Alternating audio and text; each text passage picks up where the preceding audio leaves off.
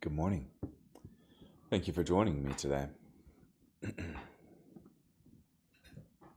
We're going to be in 2 Samuel, chapter 14, verse 1, through chapter 15, verse 22.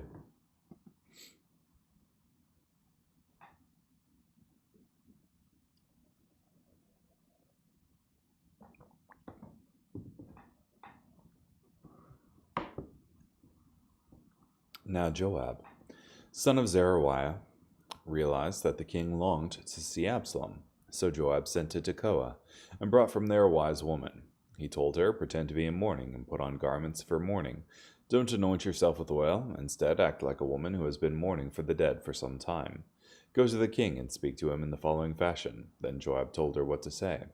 So the Tekoan woman went to the king. She bowed down with her face to the ground in deference to him, and said, "Please help me, O king." The king replied to her, "What do you want?" She answered, "I am a widow. My husband is dead. Your servant has 2 sons. When the 2 of them got into a fight in the field, there was no one present who could intervene. One of them struck the other and killed him. Now the entire family has risen up against your servant, saying, 'Turn over the one who struck down his brother, so that we can execute him, and avenge the death of his brother whom he killed.' In so doing, we will also destroy the heir. They want to extinguish my remaining coal, leaving no one on the face of the earth to carry on the name of my husband." Then the king told the woman, "Go to your home. I will give instructions concerning your situation." The Tekoan woman said to the king, "My lord the king, let any blame fall on me and on the house of my father, but let the king and his throne be innocent." The king said, "Bring to me whoever speaks to you, and he won't bother you again." She replied, "In that case, let the king invoke the name of the Lord your God, so that the avenger of blood may not kill. Then they will not destroy my son." He replied, "As surely as the Lord lives, not a single hair of your son's head will fall to the ground." Then the woman said, "Please permit your servant to speak to my lord the king about another matter." He replied, "Tell me." The woman said, "Why have you devised something like this against God's people? When the king speaks in this fashion, he makes himself guilty, for the king has not brought back the one he has banished. Certainly we must die, and are like water spilled on the ground, that cannot be gathered up again. But God does not take away life. Instead, he devises ways for the banished to be restored. I have now come to speak with my lord the king about this matter, because the people have made me fearful." But your servant said, "I will speak to the king. Perhaps the king will do what his female servant asks." Yes, the king may listen and deliver his female servant from the hand of the man who seeks to remove both me and my son from the inheritance God has given us. So your servant said, "May the word of my lord the king be my security, for my lord the king is like the angel of God when it comes to deciding between right and wrong. May the Lord your God be with you." Then the king replied to the woman, "Don't hide any information from me when I question you." The woman said, "Let my lord the king speak." The king said, "Did Joab put you up to all of this?" The woman answered, "As surely as you live, my lord the king, there is no deviation to the right or to the left from all that my lord the king has said. For your servant Joab gave me instructions. He has put all these words in your servant's mouth. Your servant Joab did this so as to change this situation. But my lord has wisdom like that of the angel of God, and knows everything that is happening in the land."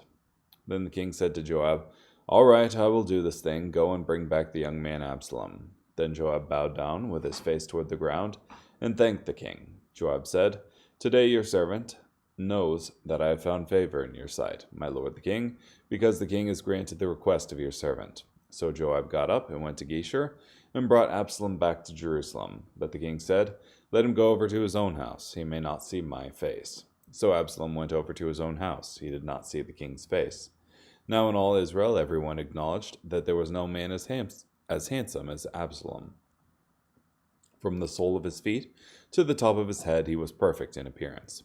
When he would shave his head, at the end of every year, he used to shave his head, for it grew too long, and he would shave it. He used to weigh the hair of his head at 3 pounds, according to the king's weight. Absalom had 3 sons and 1 daughter, whose name was Tamar. She was a very attractive woman. Absalom lived in Jerusalem for 2 years without seeing the king's face. Then Absalom sent a message to Joab, asking him to send him to the king. But Joab was not willing to come to him, So he sent a second message to him, but he still was not willing to come. So he said to his servants, "Look, Joab has a portion of field adjacent to mine, and he has some barley there. Go and set it on fire." So Absalom's servants sent Joab's portion of the field on fire. Then Joab got up and came to Absalom's house. He said to him, "Why did your servants set my portion of the field on fire?" Absalom said to Joab, "Look, I sent a message to you, saying, 'Come here so that I can send you to the king with this message.' Why have I come from Geshur? It would be better for me if I was still there. Let me now see the face of the king. If I am at fault, let him put me to death." So Joab went to the king and informed him. The king summoned Absalom, and he came to the king. Absalom bowed down before the king with his face toward the ground, and the king kissed him. Some time later, Absalom managed to acquire a chariot and horses, as well as 50 men to serve as his royal guard. Now Absalom used to get up early and stand beside the road that led to the city gate. Whenever anyone came by who had a complaint to bring to the king for arbitration, Absalom would call out to him, "What city are you from?" The person would answer, "I, your servant, am from one of the tribes of Israel." Absalom would then say to him, "Look, your claims are legitimate and appropriate, but there is no representative of the king who will listen to you." Absalom would then say, "If only they would make me a judge in the land, then everyone who had a judicial complaint could come to me, and I would make sure he received a just settlement." When someone approached to bow before him, Absalom would extend his hand and embrace him and kiss him. Absalom acted this way toward everyone in Israel who came to the king for justice. In this way, Absalom won the loyalty of the citizens of Israel.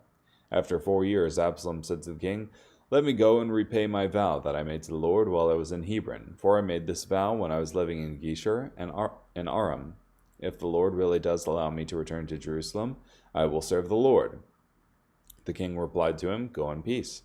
So Absalom got up and went to Hebron. Then Absalom sent spies through all the tribes of Israel, who said, "When you hear the sound of the horn, you may assume that Absalom rules in Hebron." Now 200 men had gone with Absalom from Jerusalem.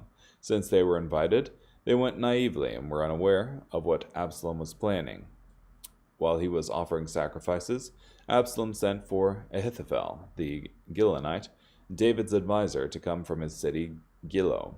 The conspiracy was gaining momentum, and the people were starting to side with Absalom.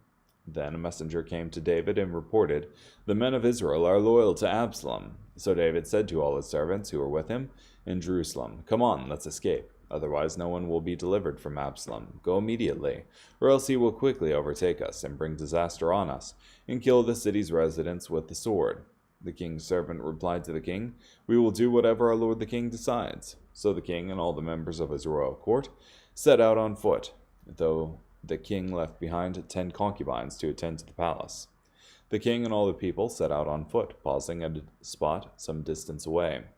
All his servants were leaving with him, along with all the Kerethites, all the Pelethites, and all the Gittites, some 600 men who had come on foot from Gath. They were leaving with the king. Then the king said to Ittai the Gittite, "Why should you come with us? Go back and stay with the new king, for you are a foreigner and an exile from your own country.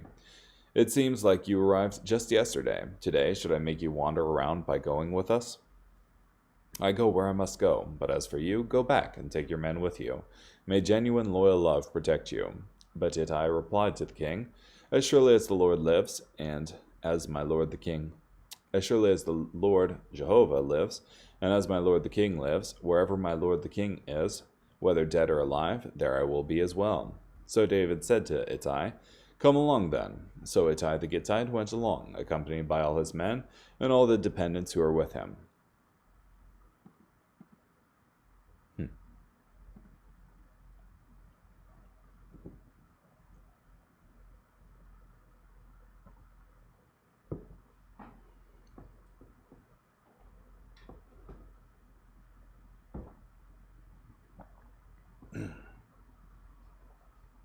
So, in the previous chapters, Absalom, David's son, killed Amnon, his brother, for sleeping with his sister Tamar. That is, yeah. After that, Absalom flees to Geshur, and stays there for a good long while. And David was angry about all of these things, but he didn't do anything about it. So Joab sends this woman to David to try to get Absalom back in the country. And David's like, did Joab put you up to this? And she's like, yeah. But Absalom is restored, but in the end doesn't get any punishment. And I'd say acts pretty arrogantly. Absalom said to Joab in verse 32 of chapter 14, Look, I sent a message to you saying, come here, so that I can send you to the king with this message. Why have I come from Geshur? It would be better for me if I was still there. Let me now see the face of the king. If I am at fault, let him put me to death. So Absalom admits, no wrongdoing in the killing of his brother Amnon, which, is a bit of a problem. He then acts in sedition towards the king, trying to win the hearts of the people away from the king.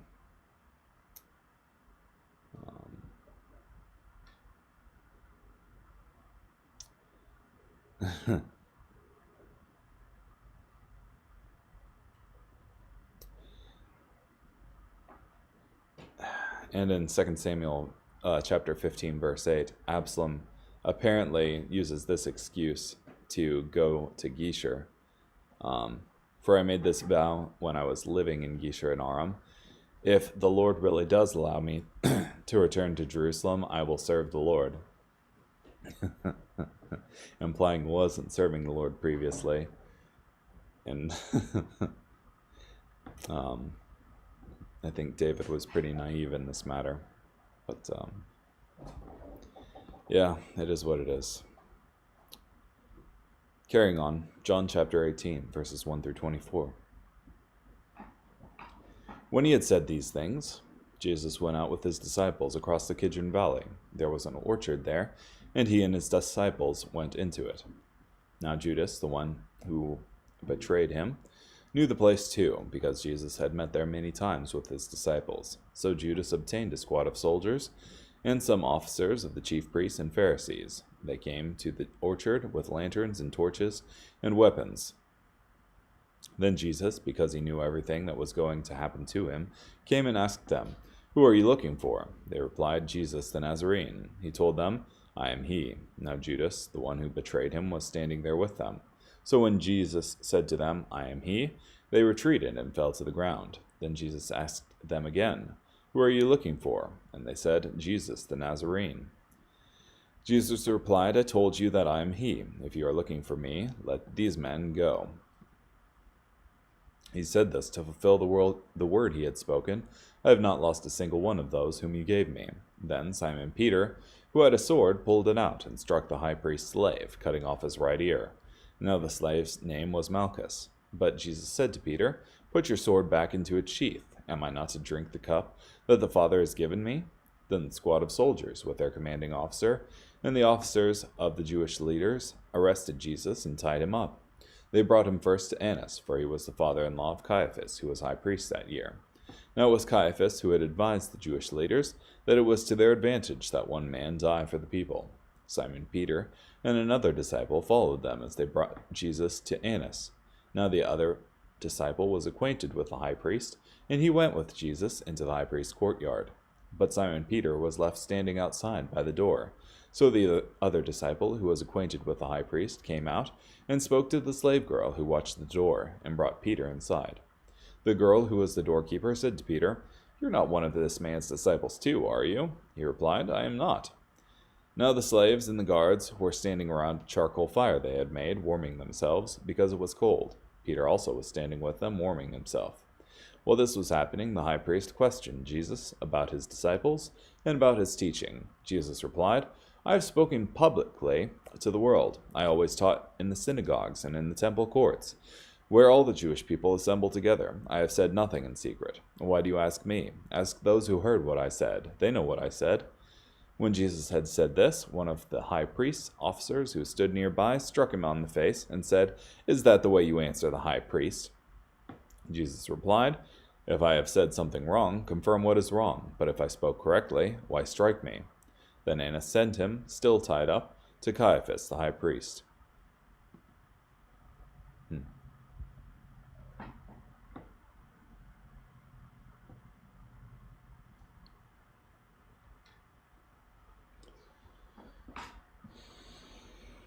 It's interesting to me. I didn't know previously, but I think essentially there was a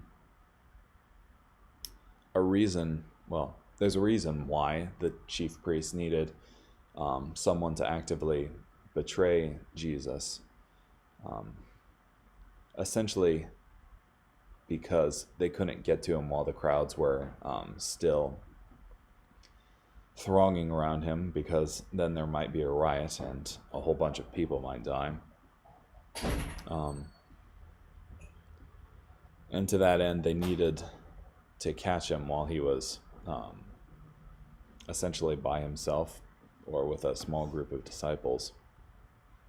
But in this particular case, like, I can't remember exactly how it was explained to me, but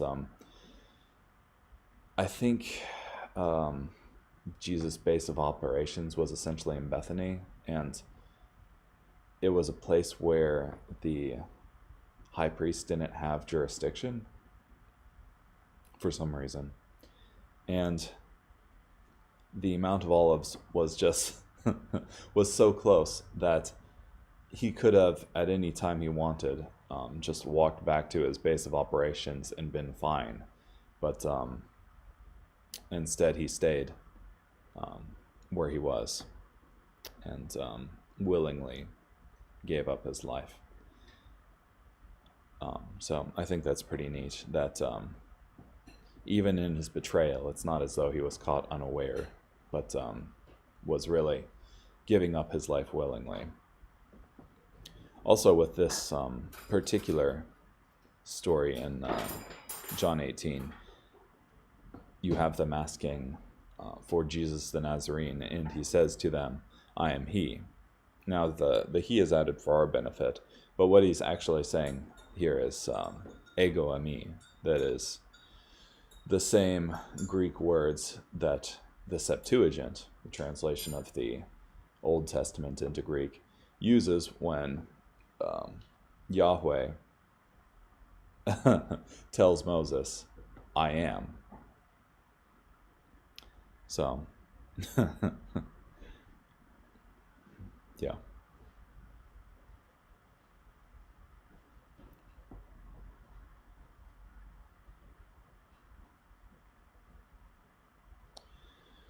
Okay, carrying on. Psalm 119, verses 97 through 112. Mem. Oh, how I love your law. All day long I meditate on it. Your commandments make me wiser than my enemies, for I am always aware of them.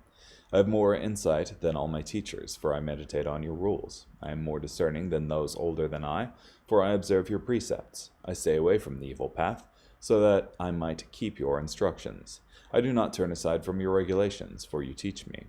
Your words are sweeter in my mouth than honey. Your precepts give me discernment. Therefore, I hate all deceitful actions. Noon. Your word is a lamp to walk by, and a light to illumine my path. I vowed and solemnly sworn to keep your just regulations. I am suffering terribly, O Lord. Revive me with your word. O Lord, please accept the free will offerings of my praise. Teach me your regulations. My life is in continual danger, but I do not forget your law. The wicked lay a trap for me, but I do not wander from your precepts. I claim your rules as my permanent possession, for they give me joy. I'm determined to obey your statutes at all times, to the very end. Yeah, and I really like Psalm 119, 105 here. Your word is a lamp to walk by and a light to illumine my path.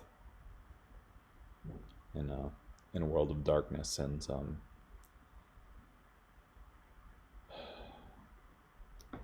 smoky lack of clarity, God's words are light to walk by. Proverbs 16, verses 8 and 9. Better to have a little with righteousness than to have abundant income without justice. A person plans his course, but the Lord directs his steps.